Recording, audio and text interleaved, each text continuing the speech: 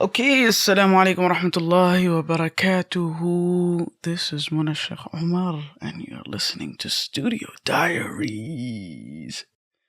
It is another day in the week. This week there was an assassination attempt on Trump, although I kind of question the validity of it or if it was a real assassination attempt, because from the videos and just the images of the social, Secret Service just laughing, and there's a lot of things, like we said, is it propaganda or is it real? It does bring to mind some of the things that we are living through right now. Love Island is airing, and the people around me are very invested in Love Island. And once upon a time I remember someone, when we had all the cousins together, I think this was like the first season of Love Island. Now it's like I don't know if it's like the 5th or the 7th. I don't know. It's been going on every single year, but somebody turned it on and we were just addicted. We would just sit there and just commentate, and something about being able to commentate on just people's character or just what you see becomes such an interesting point of discussion. And they have done this thing where it's like they've really, what do we call it? The producers know how to attract attention and how to edit things a certain way. Being in media, I kind of know what's principles they're using. So in some capacity, I'm also thinking as a producer as I'm watching. So a while ago, while I was on social media, I came across this video, and the person was making the comparison to when the Romans, they wanted to control the masses and people were not getting their rights, or they were doing shady stuff that would only benefit the rich. The way they distracted the masses, instead of them being angry and standing at the front of the doors of the government and them discussing policies, discussing how the world or their society should function, they created the Colosseum, right? And the Colosseum had different forms of entertainment meant to help people be distracted and to enjoy. And so they're discussing gladiators and competitions rather than discussing policies and politics. And so the elite and few rich can meet in peace and not have to deal with someone or the public getting angry. And in a way, that just switched and flipped my entire vision of how the world works. Already when the genocide in Gaza was happening, it already woke me up to how deep the propaganda is. I think as Muslims, you always know that there is propaganda, but I didn't realize the extent and the depth of the propaganda and the intentionality of misinformation, which is to give you false information, intentionally trusting that you don't know the real information and being able to manipulate you that way. And you learn more and more like how devious people actually are and how important words and perceptions are in this world, and how important it is to be able to direct you and misguide you. And then it took me back to the Quran saying, Iqra. Allah subhanahu wa ta'ala commanding the Prophet sallallahu alaihi wasallam, the first commandment that came was Iqra, read.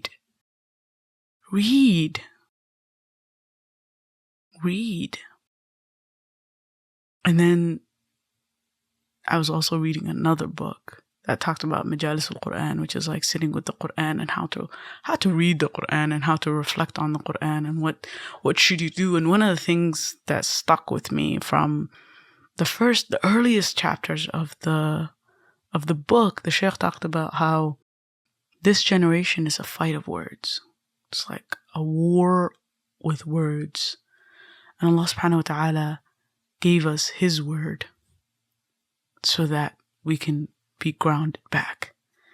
And so as I'm thinking about that, I'm just thinking about, wow, how much do I know, and how much of what I know is based on reality, and how much of it is based on shaped reality.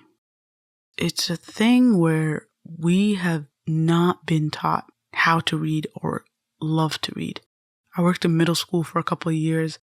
The reading level is just going lower and lower and lower.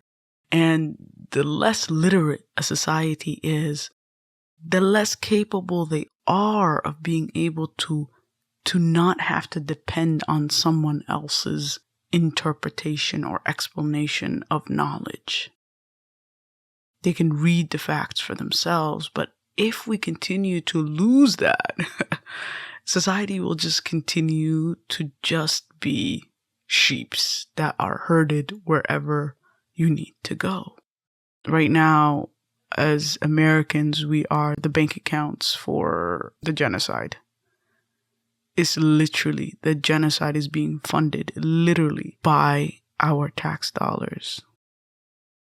The military complex, the military industrial complex, it comes from our pockets.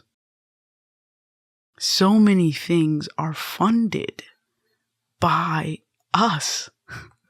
The rich has just figured out how to build systems that work so that they can funnel the work that we do from with our backs, our intelligence, into their pockets. That's why they're rich. They've learned how to manipulate your emotions. They've learned how to manipulate our systems. They've learned how to put things in place where we just accept scams. Like, there's a TikTok trend that I saw that was like, what's a scam that is so normal that it became acceptable, right? And it's like, why do we pay these things just because someone says you have to? Why do I take out a loan and then I end up paying 300 times back because of interest? It's a scam. And so it's like, I'm going to be 1000% honest. I like when information is, somebody else reads it, somebody else digs through it. These days, I can't even look at a sheet of paper that has a lot of words on it, and I would just get, my eyes just start hurting. And I think we have been programmed. I don't know if it was through social media or just television or just the fact that everything has become summarized for us, that our brain is just slowly starting to shut down that part of our brain that can read. That's why, like, contracts are written in a certain way and look a certain way that you don't even go into the details of trying to look through all those words, right? There's so much psychology behind being able to control your mind. So the way to freedom really is to read. So this year I'm working on it. I'm trying to read more. I started reading the 100-Year War on Palestine, and you know, I read a couple books. I finished a couple books this past couple months. Love and Justice by Jonathan Irons and Maya Moore. I learned a lot from that one about the justice system and the fact that, oh God, it's so corrupt. I read The Diary of a CEO. That one was really fascinating. I'm in the middle of reading Atomic Habits. I think I've been in the middle of reading Atomic Habits for like, how many, 5 years now? I think so. It's been in my book. It's been in my phone. I bought the physical copy. But that book is so transformative. I'm gonna push to read it. Right now I'm reading It's Okay Not to Laugh by Nora McInerney. I love Nora. Nora's one of the most amazing personalities that I've ever met and worked with. If you've not listened to the podcast, terrible, thanks for asking. Go listen to it now. And then I started reading this book, and so I have an idea that if it works out, I think it would be super cool, because I feel like we all need to learn how to read again, and we need like a support group to just be like, yo, it's okay that you are a slow reader or you're not attracted to reading, or reading is so unattractive to you. That's okay. But they can't keep us down, you know. They take the knowledge from us. They can't keep us down. I might pull some of my writer friends and author friends and those people who are just like readers and just ask them how they built the habit of reading. But guys, we can't be sheep. We can't be being herded and with just whatever knowledge we learn from, like, TikTok is a great resource, but also it's like somebody has already crafted the story for you. And so if you're on the right side of TikTok, maybe you're getting something, but you still have to learn how to read the documents. Like right now, Project 2025 is out, and I know I should read that document because I'm pretty sure Trump is going to win this election. That's my prediction, unless we all get together and find an independent candidate we can all get behind. Ain't nobody voting for Genocide Joe. We're tired of getting strong-armed into, about Trump. It's the same difference. You're murdering people with our money. At this point, it's a one party. It's really is one party. So to be an active member, I wrote this. It's titled "What You Focus On Grows." I feel so bad. My stomach is aching. My brain and body feel like I have been hit with the flu.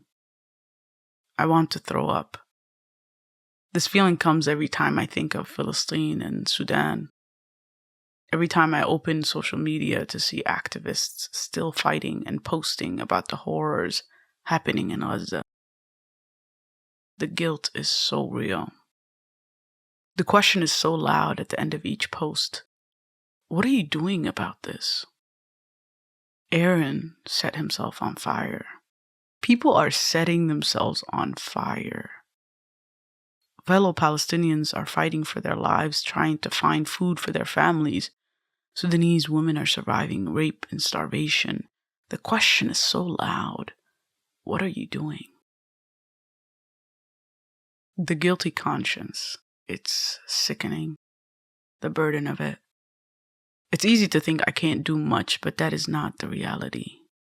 I could stand outside the president's palace right now and demand action. I could speak about this to my fellow family members and hold meetings to see what we can do. Every time I think of individuals that changed history, that created a difference, they were just individuals like me. They just cared enough to not stop moving, to do everything within their power to stop this. I have a guilty conscience because I know I'm not doing the best I can do. There's a peace that comes with doing your best. You push as best as you could and you leave the rest to Allah. But I can't even say I'm doing that. My best. I have many ideas that I back out of because I overthink them. What if they don't work or cause more harm? Questions that seem so important, but when I see another dead infant with a mother crying, screaming, or a father, brother, sister, whole families mutilated, people carrying body parts in bags, a video of an IDF soldier mocking people as they walk. What you focus on grows. So if I focus on all the times I did nothing, that will continue to be what I grow into. From now on, I will focus on the number of times I did something. I'll make sure that grows. So the idea I had was, let's read together. Let's discuss. Let's grow together. Change starts within. There's a phrase I keep putting up in my journals. The revolution will not be televised. And I remember hearing an explanation about this where they said it's not about the fact that the revolution is not going to be on television. That's not what that phrase means. What the phrase means is that the revolution will not be televised, meaning the revolution needs to start within. It starts within the individuals. It starts within people. Like the Montgomery boycott, right? The one that pushed civil rights movement forward. It was people choosing for months to walk instead of take the bus. It's choices. The revolution starts with choices. So The revolution will not be televised. I kept writing that in my journal everywhere. The revolution will not be televised. So this is my part in doing something. I bought the book, The 100-Year War. Also, I'm not like a really good, sometimes I can't focus when I'm reading. And either I drift off into my own thoughts or I get sleepy or whatever. So what I actually did was, I bought the audiobook and I also bought the book. And so then I have the audiobook running while I'm reading, right? And so it's almost like I'm just following along to someone reading. And that helps me focus. It helps me hone my focus in. And that has worked. And is actually quite fascinating. So get that book, The 100-Year War on Palestine, open it up. And the beauty of it is if you start with one place, you'll realize how connected we are, how connected the world is, how evil has the same rhetoric, right? The same plans over and over again. It's just people who are daring enough to repeat it over and over again. And the good has always conquered. The good has always won out. And the good will always win out. Don't ever believe that the bad will always win out. Because you see the Pharaoh, the story of Pharaoh, story of the Pharaoh, the level of power this man had, to the point where he believed he was God himself. And the level of power he had over his people. When I was in 2016, when I was walking the streets of Egypt, I would pause sometimes and I'd just be like, wait a minute. Once upon a time, a man walked this earth, this particular piece of land that I am on, and he thought he was invincible. He thought he was forever. But who's thinking about him day to day now? Now he's in a museum. And that's the thing. That's what Allah subhanahu wa ta'ala promises us, is that the good will always win. Justice will always be served. That's why there is a day of judgment where justice is served. Small, big, doesn't matter. Justice will always be served. So the question comes down to, what's your conscience? What's going to be on your conscience, right? And I don't know about you guys, but me, guilty conscience is way too heavy to carry around. My heart just can't handle it. My heart just can't handle it. I'd rather do a little. I'd rather be, not drinking that Coca-Cola or that Sprite, or, boycotting these little conveniences for the greater good. Boycotting anything that's supporting genocide, than to be, not being inconvenienced. I want to be able to feel like I'm doing something, and I want it to change internally, and that's all I'm responsible for. And if it inspires you to change, then I pray to God that you don't let it go and you hold on to it, and that your conscience is inspired, and let's change together. So let's get to it. Let's get educated. Let's read. Let's open our minds. So what I'm going to do is next Thursday, I'm going to post about the first chapter. So you have to read the first chapter of the 100-Year War on Palestine before next Thursday, okay? This is coming out this Thursday. You have a week to read a chapter, and then we will discuss. I might get some of my friends to be on this, and I'm going to share my thoughts on that first chapter. I want to hear some of your thoughts after we post it. I think there's a lot of books we might be able to read. So many books. Let's start with one. Let's start with one chapter, and let's read together and create the change within. The revolution will not be televised. The revolution must start within. إِنَّ اللَّهَ لَا يُغَيِّرُ مَا بِقَوْمٍ حَتَّى يُغَيِّرُوا مَا بِأَنفُسِهِمْ. Allah will not change the condition of a people until they change the condition of what's within themselves. So you are vital, important, so important in the success of this revolution. And it's not about you being out in the streets protesting. It's you protesting colonization within you, your family structure, within your habits, the conveniences that you built, what you believe, what you accept as to be something that's acceptable and something that's unacceptable. And when we have people who have that base and that root and that foundation, we can create a society that is great, and start with yourself. Don't worry about nobody else. You're not responsible for anybody else's heart. You're responsible to give the message, and that's it. And I challenge you, open the book, buy the book. Come on. The man put in efforts. Give him his money and support him. There's a lot of authors that speak the truth, write the truth, and we want to just, download PDFs of their work. And a lot of times, they've put in years of work into this research. So the least we can do is give them the money so they could live life, man. All right, jazakumullah khairan for listening. I'll see you guys in the next episode. Assalamu alaikum wa rahmatullahi wa barakatuh. This has been Muna Sheikh Umar, and you have been listening to the Studio Diary.